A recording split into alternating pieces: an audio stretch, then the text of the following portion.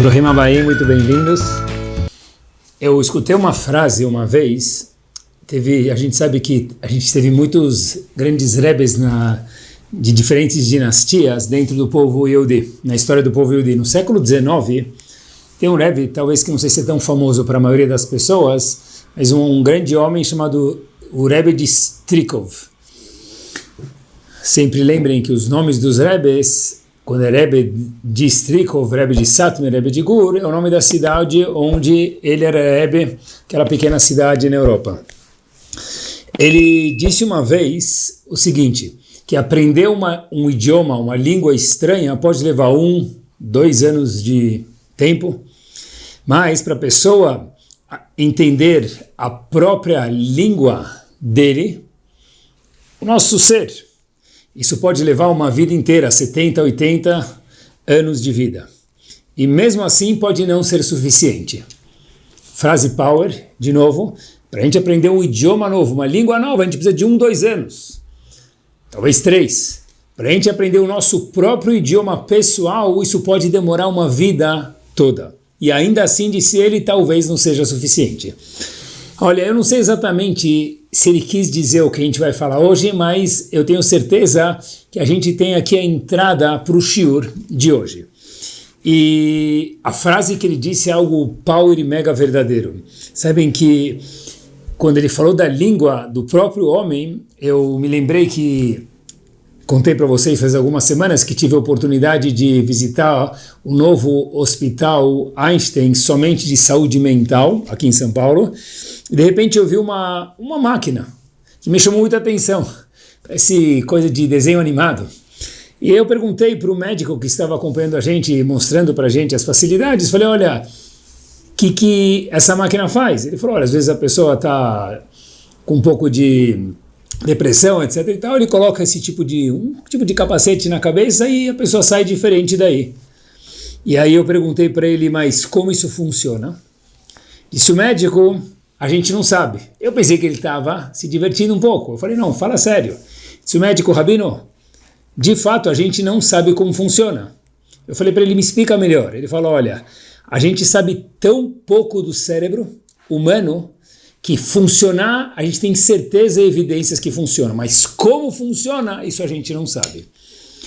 Ou seja, isso é de Strikov, voltando, o linguajar, nosso próprio linguajar, a nossa própria linguagem, isso pode demorar uma vida para a gente entender e nem sempre a gente vai entender o nosso ser e como a gente funciona. Hoje eu queria ver com vocês, pessoal, o que a Torá pode ensinar para a gente, mais alguma coisa, sobre o nosso cérebro, e aprender uma lição show daqui, se Deus quiser. A gente começa por aqui. O Chazon Ish tem no seu livro, um dos seus livros chamado Maaseh Ish, um livro de cartas e perguntas e respostas, de alguma forma, ele conta o seguinte, uma pergunta que uma vez fizeram para ele. Um menino americano, ele veio dos Estados Unidos para Israel, e ele estudava na Yeshiva, na época do Chazon Ish. Chazon Ish faleceu em 1953, só para a gente se situar. E esse menino começou a se perder um pouco no mundo religioso e ir para lugares que não eram tão bem frequentados. O irmão desse menino, vamos chamar aqui, o menino começou a se perder, religiosamente chamado de Reuven. O irmão dele foi para o Chazon Ish e falou, Rav, eu tenho meu irmão, ele está indo frequentar coisas, talvez um cinema, que não é uma coisa que era o que se esperava de um Bachur Yeshiva. E a pergunta é, o que o senhor sugere para o meu irmão? Disse o Chazon Ish, fala para ele voltar para os Estados Unidos. Aí o irmão de Reuven perguntou para o Chazon Ish, mas por quê? Disse o Chazon Ish, porque vai ser melhor para ele. Mas o irmão falou, Rav, aqui em Israel ele vai uma vez por semana no cinema. Se ele voltar para os Estados Unidos, morar onde a gente morava, ele talvez vai 3, 4 vezes, é pior. Diz o Chazon Ish, ainda assim, fala para ele voltar para os Estados Unidos. O irmão desse menino Reuven perguntou para o Chazon Ish, mas o senhor pode pelo menos me explicar por quê? Disse o Chazon Ish, claro. E o Chazon Ish falou algo master, pessoal.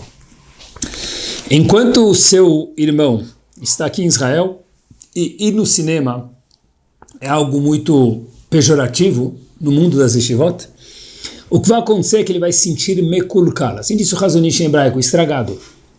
Nos Estados Unidos, naquela época, era talvez comum para uma pessoa, entre aspas, religiosa daquela época, 1950, 45, ir no cinema. Então disse ele, olha, é melhor ele ir 3 vezes por semana no cinema nos Estados Unidos se sentir uma boa pessoa, do que continuar indo aqui 1 vez por semana em Israel e se achar uma pessoa estragada. Pessoal, olhem que sabedoria estronda desse grande homem Chazon Ish. É melhor o menino, que for o custo, ir mais vezes no cinema, no caso daquele episódio. Mas pelo menos ele sentir uma boa pessoa, do que ele continuar indo aqui 1 vez por semana, e aqui isso é algo mekulkal, disse o Chazon Ish, que as pessoas veem como algo estragado. Por quê? Porque o pior aqui no caso é melhor. Assim entendeu o Chazon Ish. Por quê? Porque ele vai se sentir bem. E disse o Chazon Ish, se ele se sentir bem, a chance dele subir na vida é sempre grande. Se ele se sentir mal, a chance dele cair na vida, ela é tremenda. Falando em cérebro, falando em funcionamento do nossa linguagem, que demora mais do que uma vida para a gente se autocompreender, fato é que até hoje a psicologia e a ciência não entendem exatamente, como a gente mencionou, como funciona o cérebro do corpo humano, mas algumas coisas a gente sabe, e sobre elas a gente vai falar. A gente tem uma mitzvah, meus queridos, usando o gancho da história do Chazon Ish, muito curiosa. Todo mundo conhece, eu costumo dizer que até porteiro de Genópolis conhece. Ve'ahavta lereacha kamocha. Ame o próximo como a ti mesmo. E a gente já escutou essa mitzvah inúmeras vezes. A pergunta que a gente tem que se fazer alguma vez quando a gente lê esse pasuk, que Rabi Akiva disse que esse pasuk sintetiza toda a Torá num pasuk só, num pedaço de um pasuk só, um pedaço de um pasuk, ve'ahavta lereacha kamocha, ame o próximo como a ti mesmo, é a seguinte. Quando Hashem fala para a gente colocar tefilim, por exemplo, eu vou dar exemplo de 2 ou 3 mitzvot, ele fala para a gente coloque tefilim, cumpra Shabbat, por exemplo, ou para uma mulher se vista com tzniut, com recato. Hashem não diz se veste com tzniut igual o vizinho do andar de baixo, ou coloque tefilim igual o vizinho do andar de cima, ou cumpra Shabbat igual o primo de não sei quem, ou igual o rabino. Hashem se diz, coloque tefilim, cumpra Shabbat, ou se vista com recato. 3 exemplos aleatórios. Por quê? Why? Because, porque Hashem falou. Nessa mitzvah em peculiar, acompanhem comigo, pessoal, olhem como a gente vê o mesmo passuco inúmeras vezes, a gente talvez nunca tenha pensado sobre isso. Hashem chega para a gente e fala o seguinte, olha, algo estranho demais, ame o próximo, ve'ahavta lereacha, continua o passuco, mais uma palavra kamocha, igual a minha própria pessoa. Ou seja, ame o próximo como a ti mesmo. Mas aqui tem uma pergunta. Em tefilim, a gente não se baseia em ninguém. Em Shabbat, a gente não se baseia em ninguém. Em tzniut, a gente não se baseia em ninguém. Porque em amar ao próximo, eu me baseio a mim mesmo. E se eu não gostar de mim mesmo? Ve'ahavta lereacha, como termômetro, kamocha, as yourself, como você próprio, como nós próprios. E se eu não gosto da minha própria pessoa? O que se faz? Gornish, nada, não se cumpre a mitzvah, porque o termômetro dela é ame o próximo como a ti mesmo. Se eu não gosto de mim mesmo, eu não preciso gostar do próximo. Uma mitzvah muito, muito interessante, talvez a gente nunca tinha pensado nisso, algo power. É obrigatório para que a gente possa cumprir essa mitzvah, tem um must aqui, a pessoa precisa saber gostar de si próprio. Essa é uma mitzvah, talvez a única, que depende de algum outro fator diretamente ligado com nós mesmos. No século 21, Hashem manda uma tarefa para a gente, aprenda, Yehudi, homem ou mulher, a gostar de si próprio. Que é uma tarefa que, na verdade, não é tão fácil hoje em dia. Mas por que hoje em dia não é tão fácil? Porque a gente vê no mundo que ela não é tão fácil, a gente pode olhar para o mundo. Mas 2, queridos, porque hoje a gente vive num mundo que todo mundo precisa saber de tudo. O nosso mundo, ele é assim, com a tecnologia, com a rapidez, com a conexão, com a globalização, e tudo tem fotos que precisam comprovar, porque se não tirou foto, então a pessoa não foi para lá, ou não comeu, ou não fez. Então a pessoa tem férias maravilhosas e todo mundo sabe disso. Lugares caros, muitas vezes. A pessoa precisa ter um corpo fit, bonito, arrumado, pesar tantos quilos, e todo mundo precisa ver, e por conseguinte, todo mundo também precisa ter esse mesmo corpo. A pessoa tira foto dos filhos formados e bem casados, e todo mundo sabe disso, então a gente acaba se cobrando também de ter filhos bem formados, corpo fit, férias maravilhosas e às vezes caras e fora do nosso orçamento. Quando alguém cozinha alguma coisa, se ela não tirou uma foto e não postou, então na verdade ela talvez que nem cozinhou. E aí tem que estar, aquela foto maravilhosa e todo mundo acaba sabendo disso. E quando alguém se veste muito bem vestido, no que o mundo chama de muito bem vestido, então na verdade também a gente fica super fashion, da última moda, e a gente acaba vendo isso de todo mundo. Então olha que interessante, pessoal, o mundo ao nosso redor fica muito claro para a gente, e óbvio que a pessoa sempre posta fotos dele sorrindo, dele fit, dele bem vestido, dele com carro, dele na viagem e outros exemplos que a gente mencionou. Hoje em dia, no século XXI, nós colocamos Hollywood no bolso. Porque antigamente a pessoa via um filme de Hollywood, era 2 horas, 1h40, 2 horas e 10, alguma coisa assim. A pessoa via aquele glamour, aqueles carros, aquele teatro, aquela coisa maravilhosa, mas sabia que era um filme e acabou. Hoje nós não vemos um filme, nós vivemos os filmes das vidas de outras pessoas. E quando a gente vê tudo isso, pessoal, no mundo tão, entre aspas, perfeito, porque, de novo, as fotos que a gente posta, nossas ou dos outros, quem posta, então, são fotos de comida bonita, bem vestido, os filhos bem casados, férias em lugares de glamour, 6 estrelas. A gente acaba vivendo num mundo tão perfeito que é difícil com que eu possa imitar ele, ela ou eles ou elas que eu acabei vendo na mídia social. E fica sendo um teste muito difícil gostar de mim mesmo, porque eu não consigo atingir muitas vezes a roupa dele, o corpo dela, a comida dele, a comida dela, a vida social deles. E aí a Torá fala para a gente ver um segundo, kamocha. Se você não gosta de você, é impossível gostar dos outros. Eu tenho um must, nós temos um must de gostar de nós próprios. E a verdade é, meus queridos, que a pessoa precisa trabalhar para isso. E é um must. No nosso século, o mérito é maior ainda. Mas essa mitzvah, disse Rabbi Akiva, no olhar desse grande homem, é o pilar central de toda a Torá. E mais um minuto. Ve'avta l'reacha, não. Kamocha. Só ve'avta l'reacha não adianta, tem que ser kamocha. E esse kamocha requer um job muito grande da nossa parte. Uma vez, eu lembro que até um aluno me perguntou, talvez alguns anos atrás, Rabino, o tópico de autoestima no mundo, ele é tão proliferado no nosso mundo recente. Existe autoestima na Torá e aonde? Aí eu tentei procurar alguma coisa, eu falei, um minuto, antes de mais nada, ve'avta l'reacha kamocha, pronto. Eu tenho um must, nós temos um must de amar a nossa própria pessoa. Mais do que isso, impossível. É aqui. Onde está a autoestima na Torá? Ve'avta l'reacha kamocha. E se eu não gosto de mim, stop, para tudo. Quer dizer que tem um must da pessoa gostar do seu próprio ser. Por quê? Porque, como disse o Chazon Ish na história anteriormente mencionada daquele menino do americano, pior às vezes é melhor. O custo do pior às vezes é melhor. Então, o grande homem Chazon Ish 1953, hoje mais ainda. Por quê? Porque se a pessoa se enxergar melhor, ele tem muito mais chances de crescer do que ficar aqui no caso da história em Israel e achando que ele é, nas palavras do Chazon Ish, mekulkal, estragado. Gênio, genial. Tudo depende dessa peça que está atrás dos nossos olhos, chamada cérebro. Essa peça dita o nosso emocional, como enxergar o mundo e, mais importante no show de hoje, como nós nos auto-enxergamos. Sempre foi assim, e óbvio que hoje é muito mais.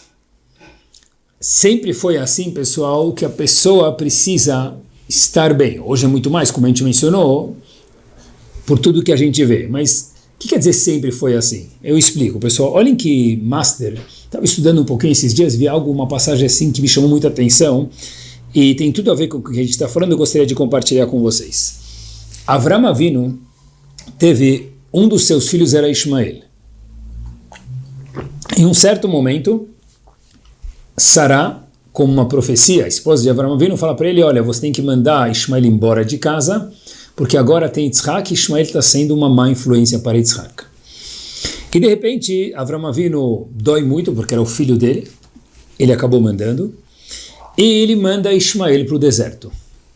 Agora, pessoal, aqui tem uma coisa muito curiosa. O Ramban Nachmanides, viveu em 1200 aproximadamente, diz para a gente o seguinte, a gente vê que quando Sará mandou, como profecia, falou para Avram Avinu mandar Ismael embora, que era filho de Avram Avinu, teve mais alguém que foi embora junto. Quem? Hagar, esposa de Avram Avinu ou mãe de Ismael. E a pergunta é, um minuto, a profecia foi para mandar Ismael embora, não Hagar? Diz o Ramban o seguinte, por que Hagar foi embora? Pessoal, escutem com 4 ouvidos, olhem que master. Porque Ismael não aguentaria sem a sua mãe perto dele. Então, quando a mitzvah foi, a profecia foi mandar Ismael embora, mas Avram Avinu entendeu, não posso deixar esse menino sozinho, para que ele esteja bem emocionalmente, não se perca, eu preciso mandar alguém junto com ele, no caso a mãe dele. Lembrem um ponto agora. Ismael, neste momento, tinha 27 anos de idade. Ismael tinha cometido Gilurayot, Shfichut Damim e Avodah Zarah, os 3 pecados capitais: incesto, assassinato e idolatria. Era um homem formado, era um gangster. Mas Avram Avinu entendeu, se eu não quero que ele se perca, eu preciso mandar a mãe dele junto. Ismael tem 27 anos, Habib, disse Avram Avinu, so what? Por isso que Ismael foi embora e sua mãe, Hagar, foi no pacote junto. Ela não foi ordenada aí, disse Avram Avinu, não, mas sim. Ainda assim, disse Avram Avinu, se eu quero que Ismael se dê bem algum dia na vida, é obrigatório que eu mande a mãe dele junto com ele. Porque sem isso nada vai acontecer. Se Ismael não gostar de si, não gostar da vida, a gente não tem como continuar. E quem conhece a história sabe que Ismael no fim da sua vida fez tchuvá. Por quê? Porque cuidaram dele. Cuidar da pessoa é cuidar do emocional, de como ela vai se sentir. Kamocha, pessoal, gostar de si próprio, eu meu próximo como a ti mesmo, que é o que a gente está falando hoje no Shiur, eu acho que um dos termômetros para isso, algo fácil, é a pessoa olhar no espelho para si próprio e se sentir confortável. Será que a gente consegue? Sabe que a gente vai para o elevador, está subindo para algum lugar, outro está dando uma arrumadinha, quem tem cabelo, né? Dá uma arrumadinha, se organiza para chegar bonito. Então isso é bom, é uma estima boa, por que não? Mas a pessoa consegue olhar para os olhos dele, no próprio espelho dela, e falar, eu gosto de mim mesmo? Eu estou satisfeito com a minha pessoa? Óbvio que a gente precisa melhorar, mas eu estou satisfeito comigo mesmo e eu quero melhorar. Não, que pena que meu nariz é desse tamanho, que pena que minha barriga é daquele tamanho, que pena que meus filhos são assim, que pena que minha esposa é assim, que pena... Um minuto. Kamocha requer um job árduo, é um trabalho. Gostar de si próprio é olhar no espelho, queridos, homework, quando a gente sobe e desce, indo para o escritório, voltando para casa, voltando, a gente está sempre se arrumando e é ótimo isso. Estar arrumado é maravilhoso. É saber olhar e falar, uau, estou feliz com a minha pessoa. Verbaliza isso. Verbalizar, estou feliz com a minha pessoa. Acompanhe comigo um Midrash. O Midrash conta para a gente o seguinte. O Midrash conta para a gente algumas virtudes de Hashem. Ele menciona algumas. O Midrash em Echá, Midrash Rabbah em Echá. E o Midrash conta o seguinte. Ele traz um exemplo. O Midrash, na verdade, é uma explicação, entre aspas, alegórica da Torá ou de algum outro episódio. No caso, o Midrash Echá diz para a gente o seguinte. Quando alguém empresta alguma coisa para o seu amigo, Reuven empresta para Shimon algo. Então, diz o Midrash, Reuven não tem certeza que Shimon vai devolver para ele. E mais ainda, Reuven nem sabe se Shimon vai devolver o objeto Bichlal, de alguma forma, ou se vai devolver ele bem devolvido. Diz o Midrash, mostrando um louvor de Hashem, Hashem é diferente. Por quê? Diz o Midrash que Hashem devolve a nossa Neshama, a nossa alma, diariamente. A Neshama da pessoa é devolvida diariamente. Parece, pergunta o Hatam Sofer, que Hashem está falando um elogio dele próprio, isso aqui é o Midrash, né? Ramim está contando o elogio de Hashem, mas contando que Hashem é honesto. Por quê? Porque quando a gente empresta, Reuven empresta para Shimon, ele não sabe se Shimon vai devolver. Já Hashem, ele pega a nossa Neshama e devolve diariamente. Mas isso para Hashem não pode ser um elogio, diz o Midrash, diz o Hatam Sofer, melhor dizendo, porque falar que Hashem é honesto é peanuts, Hashem é muito mais do que honesto. De Hashem, ser honesto é pouca coisa. Então pergunta o Hatam Sofer, o que esse Midrash vem ensinar para a gente? O Hatam Sofer fala para a gente algo master, fala para a gente o seguinte, imagina que alguém pega uma camisa emprestada por um dia, Reuven pega uma camisa, empresta a camisa dele para Shimon, Shimon pega a camisa emprestada por um dia, Shimon usa essa camisa, mancha ela, vai jogar futebol, come sushi, caixoio, tanto faz, e mancha a camisa. E de repente, ele devolve a camisa e vem manchada. E no dia seguinte, o dono vai lá, tenta limpar a camisa, de novo, ele pede de novo a camisa emprestada. E o dono fala, tá bom. A segunda vez que ele pega a camisa, mais uma vez, a pessoa que pegou emprestado mancha a camisa de novo e devolve. E na terceira vez de novo. Na quarta vez, provavelmente, se ele for pedir uma camisa de volta, o dono vai falar, olha, eu já te emprestei 3 vezes, as 3 vezes você manchou, eu tive que limpar a camisa, eu não vou mais te emprestar. Diz o Hatam Sofer, esse é o louvor que o Midrash está falando, um dos louvores de Hashem. Qual que é o louvor?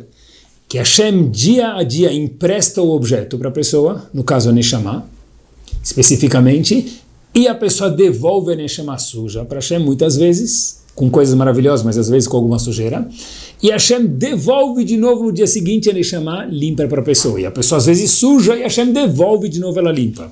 Ou seja, não é que Hashem é honesto, é que Hashem pega a Neshama da pessoa, devolve dia a dia com um sorriso para a pessoa, fala, olha, eu limpei e te dou mais uma chance.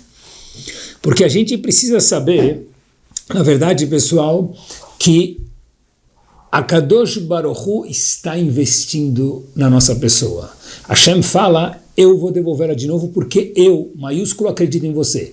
E a pergunta que a gente tem que se autofazer é se nós acreditamos em nós mesmos. Se a gente consegue olhar no espelho e falar, eu gosto desse homem ou uma mulher, eu gosto dessa mulher que está no espelho, no caso nós mesmos.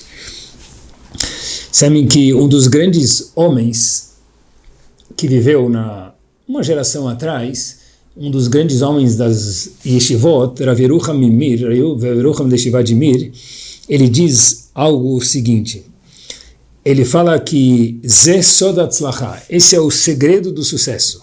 Qual o segredo do sucesso?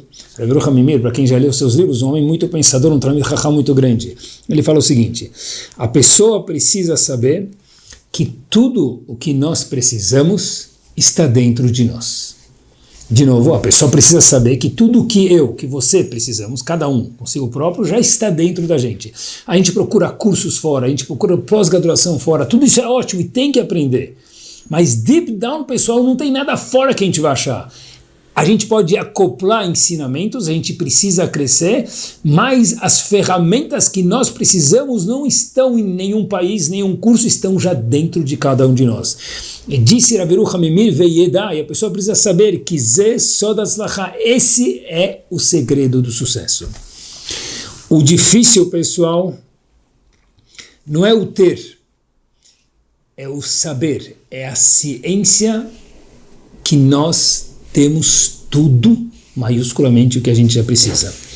Sabe que tem um exemplo famoso que eles contam, que nesse momento do Shuri ilustra isso muito bem, um fazendeiro, eles contam, e é um exemplo muito, muito preciso, pessoal. Ele encontrou um ovo, já estava andando, encontrou um ovo, ele juntou o ovo lá com as galinhas que ele tinha, e esse ovo ficou junto com as galinhas. A galinha chocou os ovos dela, chocou esse ovo junto, e começou a nascer um monte de pintinhos, e nasceu essa ave que estava lá do lado, diferente, junto. E de repente, essa ave, na verdade, acabou vivendo com as galinhas e se comportando, sendo uma galinha, literalmente, porque ela via 30, 40 pintinhos, ela se comportava ciscando o chão, voo de 1 ou 2 metros no máximo. E essa mini águia viveu como uma galinha durante muito tempo. Até que um dia, pessoal, passou um pássaro muito rápido no céu, e de forma assim majestica e alta, e voando de uma forma assim muito interessante. E de repente, então, aquela baby águia que vivia como galinha perguntou para as galinhas do lado, para aqueles pintinhos que já eram galinhas, e falou: olha, quem é esse? Uau, a gente voa voos de 1 metro, 2, olha esse pássaro voando, algo parece um Boeing. Então disseram as galinhas para ela: olha, na verdade, quem é esse? Esse é o rei dos pássaros, é águia, é o rei do céu. E nós, disseram as galinhas para aquela outra ave, que no caso também era uma águia, que vivia como galinha, a gente só fica por aqui, a gente não consegue viver. No caso, a gente tinha uma galinha que vivia, a gente tinha uma águia, melhor dizendo, desculpem, que viveu com galinhas e acabou sendo uma galinha. E quando viu uma águia voando, perguntou o que é isso, o que é esse ser majestic. No caso, ela também tinha isso dentro dela. Mas qual é a diferença? As palavras do Rav Yerucham, o segredo é acreditar que nós temos as nossas ferramentas e o que a gente precisa dentro de cada um de nós. Porque ter uma águia vivendo como uma galinha, pessoal, isso é depreciação de mercadoria, de matéria-prima.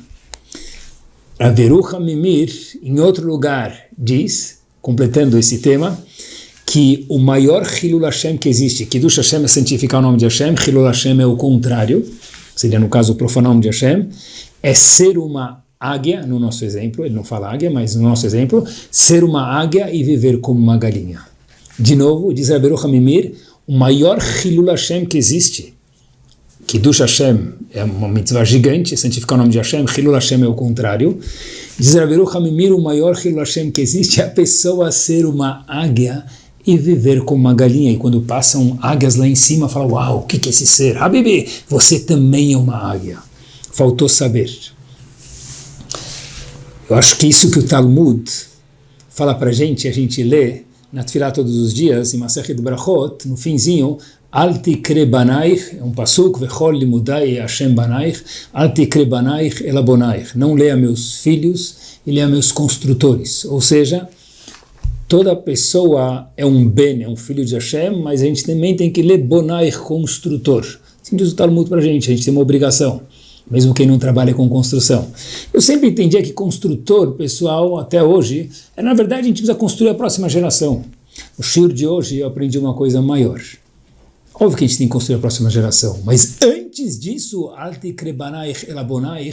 pessoa precisa se autoconstruir. Se autoconstruir é olhar no espelho e falar: eu gosto de mim mesmo, porque a mitzvah que sintetiza toda a Torá é o meu próximo, Hau, Kamocha. Se não tem Kamocha, não tem mais nada. E olhem quanto é fenomenal, meus queridos, o nosso cérebro. O nosso cérebro, olhem que master, por que isso é tão importante, por que isso é o centro da Torá? Porque Hashem deixou Ve'avta lerecha kamocha, Ve'avta lerecha, meu próximo, depender do Kamocha. Olhem que master, queridos. O cérebro da pessoa, ele anda hand on hand, de mãos dadas com o sistema nervoso, que acompanha o corpo do ser humano. A verdade é que o cérebro percebe uma realidade e ele, de imediato, ele manda ordens para o sistema nervoso se comportar conforme essa realidade que o cérebro viu, essa percepção que ele teve. Pode ser um problema, então tem um cachorro correndo atrás da pessoa, o cérebro vai mandar mensagem e o corpo vai correr como nunca correu numa situação de perigo. Por quê? Porque o cérebro mandou toda a energia para as pernas da pessoa, por exemplo. Ou quando uma pessoa está numa situação de perigo, ela cai, ela desmaia. Porque ela desmaia, o cérebro fala: vamos desligar todos os fusíveis, desligar eles, deixar só um ligado, que é o mínimo a respiração, para que o corpo possa se manter nesse momento de queda, de alguma coisa assim. Ou seja, o cérebro percebe uma situação, ele passa o comando e o sistema nervoso reage conforme essa percepção do cérebro. Olhem, pessoal, a força da nossa percepção de se a gente acha que a gente gosta de nós próprios ou não e quanto isso muda. Na realidade, todo mundo já ouviu falar, dando um passo adiante com essa ideia de hipnose. Todo mundo já foi num show de hipnose, viu alguma pessoa hipnotizando outro, é algo assim muito divertido. O que acontece, pessoal? O que acontece nesse momento? O cérebro adormece, recebe uma realidade nova e o corpo reage conforme essa realidade. Todo mundo já foi, por exemplo, aquele moço lá que hipnotiza, fala, olha, dá um lápis para alguém, hipnotiza a pessoa, fala, agora você está carregando um elefante. E a pessoa tem um lápis na mão e a plateia está olhando. O que aquela pessoa que está hipnotizada faz com o lápis? Ele tenta com muito suor, e soa mesmo, a gente vê a pessoa suando, levantar o lápis que pesa 20 gramas e não consegue. Por quê? Porque na cabeça dele, no cérebro dele, aquele lápis pesa 1 tonelada e eu não consigo carregar 1 tonelada, então aquele lápis eu não vou conseguir levantar. Mas um minuto, Habibi, 20 gramas você consegue levantar? Sim, mas meu cérebro entendeu que aquele lápis pesa 2 toneladas ou 1 tonelada e 1 tonelada eu não consigo. Então, de fato, eu vou suar, mas não vou conseguir levantar o lápis. Por quê? Porque a realidade da hipnose que a gente vê, ela bloqueou o cérebro, passou para o cérebro que aquele lápis pesa tantos quilos, essas quantidades de quilos, centenas, a gente não consegue levantar. Essa realidade faz os músculos agirem conforme, no caso, não conseguir levantar o lápis. Ou, o outro exemplo muito divertido também, é quando alguém pega e fala para o outro, olha, dá uma cebola para a pessoa e hipnotiza a pessoa e fala, olha, agora você está comendo um bolo de chocolate, uma torta de morango, algo que a pessoa goste. E a pessoa come aquela cebola crua, isso mesmo, crunchy, que faz normalmente a gente chorar e come uma lasca que já é muito... não gostosa de comer, e a pessoa come com o maior prazer e pergunta como está uma delícia, mas Habibi, está comendo uma cebola crua, é uma cebola crua, mas na minha percepção, aquilo é um bolo de chocolate, aquilo é uma torta de morango, então eu vou agir aquilo, comer aquilo com gosto. Tudo depende da nossa percepção. A nossa percepção do mundo, e no show de hoje, da nossa percepção, novidade, da nossa própria pessoa, do meu eu, do seu eu.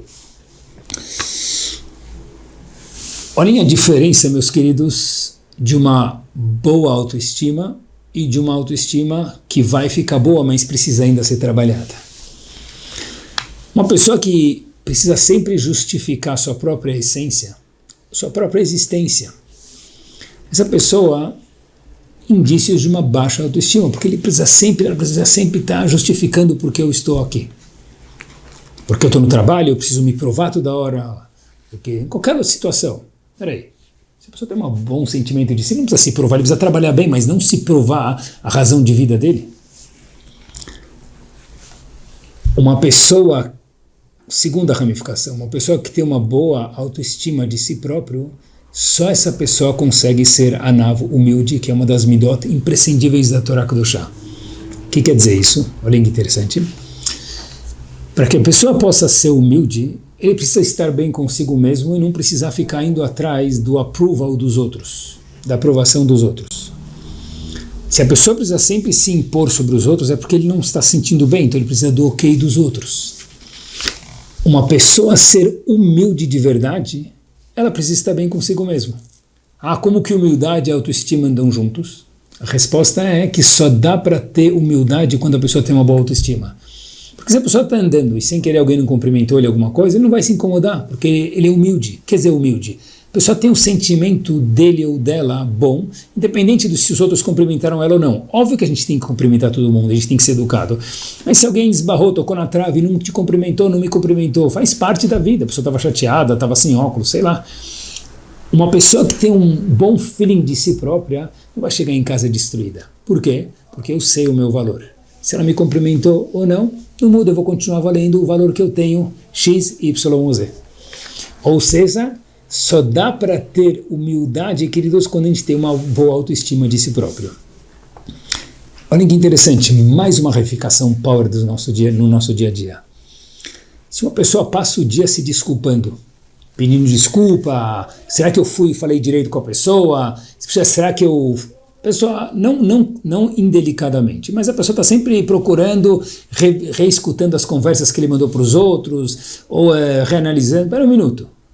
Será que eu falei direito ou não? Será que eu preciso pedir desculpas? E passo o dia inteiro pedindo desculpas para as pessoas. Isso é baixa autoestima. Por quê? Porque a pessoa que está bem consigo mesmo não precisa ficar reavaliando as atitudes dele 1000 vezes. Seja delicado e toca a vida para frente. Seja gentil com os outros e toca a vida. Mas talvez eu fui um decibel. Um minuto, Habibi. Esteja bem consigo mesmo. Não precisa procurar sempre se reafirmar. E a gente tem que saber, pessoal, que o nosso valor, o nosso kamocha, não depende do Hazak ou Baruch ou Hazak ou Mabruk dos outros. O nosso valor não depende. Eu fiz um projeto maravilhoso e fulano não me agradeceu. Fiz um projeto maravilhoso e... Um minuto, a gente fez para Hashem. A gente fez para os outros. Um dia ele vai agradecer, um dia ela vai agradecer. E se não agradecer é porque por enquanto ele ainda não está maduro, ele está maduro para perceber. Não quer dizer que eu não tenho razão para ficar feliz comigo mesmo. A gente precisa saber de vez em quando dar um tapinha em nós mesmos e falar, eu gosto de mim mesmo, parabéns para mim. Isso não é orgulho, não, isso é saber o meu valor. Sabe que a gente tem alguns episódios, queridos, na Segunda Guerra que aconteceram, nosso povo na Segunda Guerra Mundial, e a gente vê algo muito, muito curioso. Sabe que tinha episódios que tiravam os nazistas e Marshemam Vezichram do sério. Alguns deles que a gente tem na nossa literatura, de pessoas que passaram, viram, presenciaram e contaram isso, é o seguinte: quando eles entravam, às vezes, naqueles, não posso chamar de dormitório, mas lugar onde os Eudim dormiam, os prisioneiros dormiram na Segunda Guerra nos campos de concentração, eles viam Eudim estudando Torá, viam Eudim organizando um minyan para fazer tefilá, para rezar. Quantas histórias tem que nazistas abriram a porta, viram os Eudim estudando Torá, os Eudim falaram, eles vão matar a gente. Os nazistas viravam a cara e falavam o seguinte: contra um povo assim a gente nunca vai conseguir. Batiam a porta e saíam com fúria. Por quê? Contra um povo que sabe que no momento de dificuldade ainda assim precisa fazer tefilá com minyan, rezar com minyan, com quórum, precisa estudar a Torá. É um povo que na verdade tem um valor tão grande do que faz o de si, que contra ele a gente nunca vai conseguir. Deixava eles furiosos. O filho um dos grandes rebes, Fatemet Rav Mendele, ele conta que ele, em momentos na Segunda Guerra, ele muitas vezes pegava e sentava com Yehudim, ensinava para eles leis de Kiddush Hashem, de como santificar o nome de Hashem, e como em momentos dificílimos, até que a pessoa não precisasse, morresse com dignidade, da forma que Hashem pede. E ele fala que, na verdade, ele perguntou uma vez para os prisioneiros, quando estava ensinando, como que a gente sabe que nós temos Tselem Elokim? Pessoal, lembra no meio da Segunda Guerra Mundial, perguntando para os Eudim, naquela situação pior do que precária, como nós sabemos que nós fomos criados na imagem de Hashem e nós temos Tselem Elokim, imagem de Hashem divina? Disse os Fatemet, quando ensinava as leis de Kiddush Hashem para o grupo, o seguinte: o fato é que os alemães não conseguem olhar na face, na cara, no semblante de uma criança Yehudiá, eles não conseguem tolerar que haja pureza de tão tamanho no mundo. Isso, pessoal, é a maior prova do mundo que nós temos o Tselem Elokim dentro de nós. Pessoal, que power! Homens brutais, cruéis, a gente não consegue tolerar. Como assim não consegue tolerar? Quando a gente vê um Yehudi que sabe o valor da Torá que ele tem para ele próprio. É algo gigante. Muitas vezes os nossos inimigos sabem disso. A pergunta é, será que nós estamos cientes do nosso Kamocha? Será que a gente sabe o nosso valor como Yehudi? Como PJ e como PF, como pessoa física também, como a gente mencionou no começo do Shur. Ve'afta l'reacha, tudo começa como Kamocha. E se eu não gosto de mim mesmo, para tudo e começa tudo de novo. Porque, de acordo com a Torá Kedoshá, é um must a pessoa gostar de si próprio. Gostaria de compartilhar com vocês uma história para terminar, meus queridos. Sabem que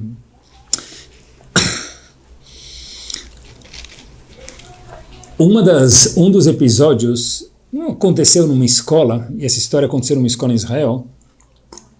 Reuven chega em casa ele está na escola, melhor dizendo, ele recebe uma prova, uma criança, ele vê que ele foi mal. Para Reuven era uma nota ruim, 55. Ele errou 45 pontos da prova, de 0 a 100. Reuven, que sempre ia bem, pegou a prova, uma criança, a prova que ele recebeu no Talmud Torá, colocou perto assim da barriga dele, para ninguém ver a nota, ele abriu, ele viu, tirei 55 na prova. Ficou muito chateado, com vergonha dos amigos, ele sempre ia muito bem, para ele era algo assim muito difícil de tolerar uma nota daquele tipo. Para algumas pessoas seria até bom uma nota dessa, mas para Reuven era difícil. E ele estava saindo do Heider da escola, e o Rav disse para ele, olha, não esquece de assinar a prova. Então o Reuven pensou comigo mesmo, puxa, não é suficiente já vergonha que eu não posso mostrar a nota para meus amigos, que eu estou me sentindo mal, eu ainda preciso pedir para o meu pai ou para minha mãe assinar essa prova. E como uma boa criança, todo mundo sabe, ele começou a pensar de N formas, como que eu faço para meus pais assinarem essa prova sem eles perceberem. O que quer dizer? Vou pegar um momento que minha mãe está cozinhando, ela está no meio de assar um bolo, vou falar para ela assinar aqui, e Reuven começou a pensar, como toda boa criança, uma artimanha de como fazer. De repente ele vê sua mãe ocupada, e Reuven chega para mim e fala, mas você pode assinar aqui esse papel para mim? A mãe, entre aspas, por azar, pegou a prova, olhou, escreveu um papel na prova, umas linhas na prova, e não só assinou, escreveu um bilhete na prova e devolveu a prova para o Rebbe, para o Rav.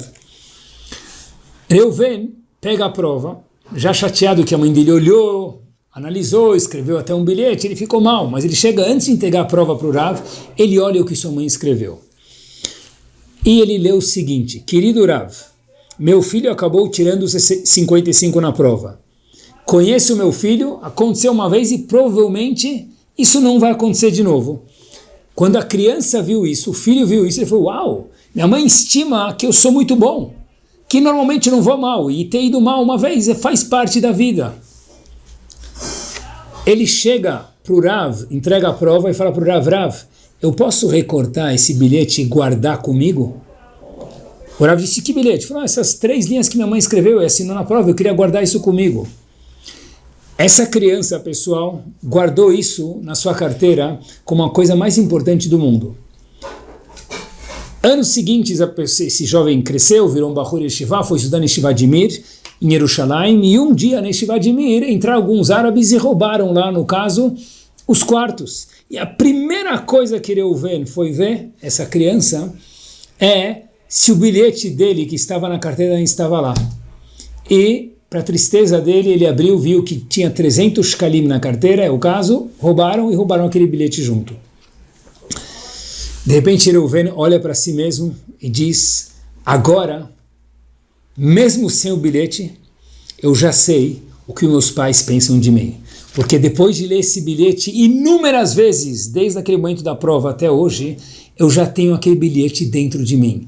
E agora, mesmo que roubaram meu bilhete, eu não preciso, porque o bilhete já vive dentro de mim, já vive comigo. O Kamocha eu já tenho.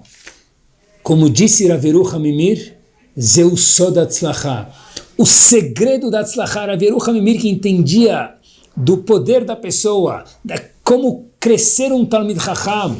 O gigante de Yeshiva de Mir, Raveru Ham, disse, o Sod Hatzlacha, o segredo do sucesso, meus queridos, é que a pessoa saiba que tudo o que ela precisa está dentro dele, está dentro dela. O nosso job é o Kamocha, é olhar no espelho. Cada vez que a gente passa na frente do espelho, se arrumar, olhar e falar, uau, que pessoa bonita que está na frente desse espelho, no caso nós mesmos. Saber nos autoelogiar. Isso cria uma boa autoestima, e quem tem um Kamocha consegue o Ve'ahavta L'Reacha. Semana maravilhosa para todos. Não deixe de nos acompanhar pelo aplicativo Caraguila, no Spotify ou no YouTube. Quem aprende, cresce e vive cada dia melhor.